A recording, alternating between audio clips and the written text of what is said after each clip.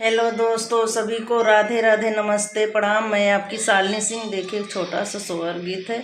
अच्छा लगे तो वीडियो को लाइक कमेंट शेयर जरूर करिएगा। वीडियो को फुल वॉच करके सुनिएगा। ज़्यादा से ज़्यादा सपोर्ट बनाए रखिएगा। इसी तरह प्यार दुलार अपना बनाए रखिएगा। और सभी को अपने चैनल में तहे दिल से धन्यवाद करती हूँ। देखिए, एक छोटा सा सोहर गीत है। आज हमरे लाल भैलेन सगरो आजोर भैलेन सगरो आजोर भैलेन नैहरे में सोर भैलेन हो।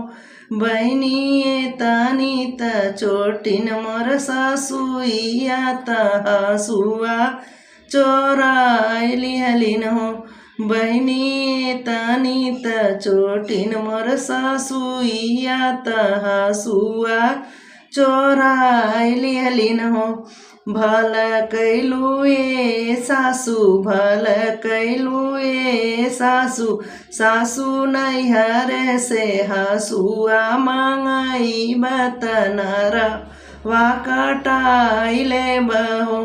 सासु नैहर से हसुआ मांगई बतनर वा कटाइले बहो। आज हमरे लाल भैलेन सगरो आजोर भैलेन सगरो आजोर भैलेन हो।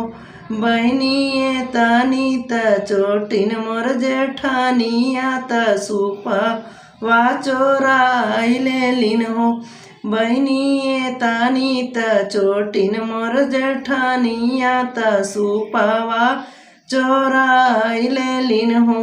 भले कैलू ए जठनी, भले कैलू ए जठनी, जेठनी नैहर से सुपावा मांगाइले बलाल के सुताइले बहो। जेठनी नैहर से सुपावा मांगाइले बलाल के सुताइले बहो। आज हमरे लाल भैलेन नैहरे में सोर